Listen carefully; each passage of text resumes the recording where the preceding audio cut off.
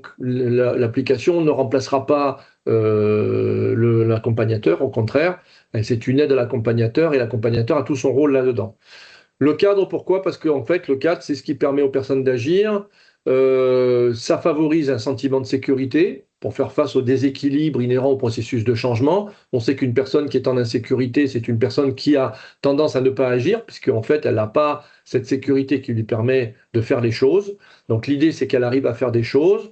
Ça lui permet de structurer sa démarche. Donc l'application et la méthode MAPI, c'est monter son projet pour ensuite pouvoir avoir ce cadre de référence, construire son propre cadre de référence.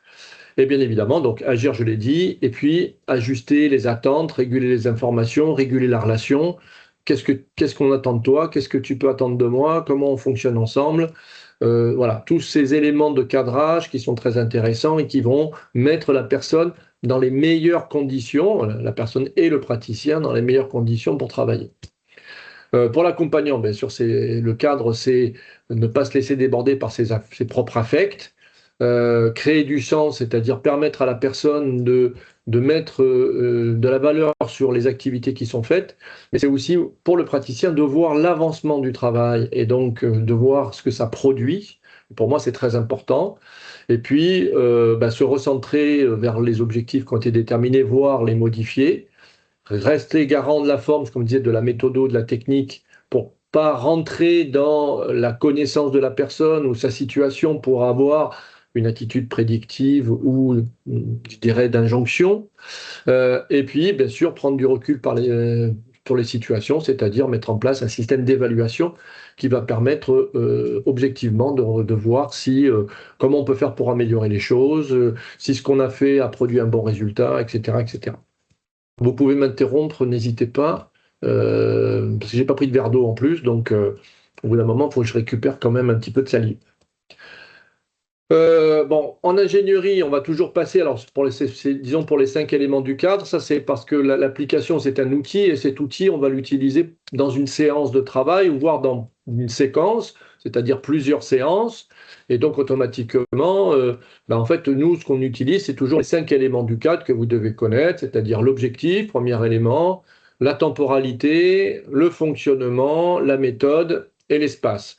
Et donc en fait, ces 5 éléments-là, on va pouvoir les utiliser lors d'un entretien et on verra peut-être ensemble, si vous êtes intéressé, sur comment nous, on imagine l'utilisation de l'application dans le cadre d'une séance ou de plusieurs séances, d'une séquence spécifique de travail qui doit permettre d'accélérer le processus de changement, le processus d'activation chez la personne. Hein, je parle bien là de la pédagogie, on voyait bien que l'idée, c'est pas de faire des miracles, mais c'est de proposer un support qui est un support qui va aider la personne à se mettre en mouvement. Notre objet de travail de base, c'est le parcours, c'est ce que nous on appelle le projet de parcours, c'est-à-dire un projet avec un objectif, avec un périmètre, avec un délai, une planification, une déontologie. Et donc, en fait, le projet de parcours a tous les éléments pour constituer le référent de travail, donc le cadre de référence de travail collaboratif et l'application. En fait, dans un premier temps, et ce que je vais vous présenter, c'est le premier temps, c'est d'aider la personne à construire son propre cadre de référence, donc son propre projet de parcours, à partir de l'analyse qu'elle fait de sa situation, en suivant la méthodologie, pour ensuite pouvoir le mettre en œuvre. Mais pour cela, il faut qu'elle soit aidée par son accompagnant sur 2 volets principaux. Transfert de la méthode, c'est-à-dire je vous explique pourquoi on vous demande de faire ça et les principaux concepts. Et puis, deuxième chose, c'est l'aide à la décision, c'est-à-dire l'évaluation sur les résultats obtenus et le réajustement dans les prises de décision, justement par les éclairages. Ça va, ça, je suis clair là-dessus, ça va? Donc, en fait, toute l'application, c'est monter le projet de parcours. La première partie qu'on a faite. Et bien évidemment, on est dans une démarche itérative, donc en fait, on n'est que sur des boucles itératives. Donc vous voyez que la première boucle, c'est une boucle, ce qu'on appelle la boucle de montage, c'est celle que je vais vous présenter aujourd'hui, c'est-à-dire réfléchir à partir des informations que j'ai à ma disposition, réfléchir au parcours que j'ai envie de mettre en place pour pouvoir prendre la décision du parcours, du projet de parcours que je vais mettre en place.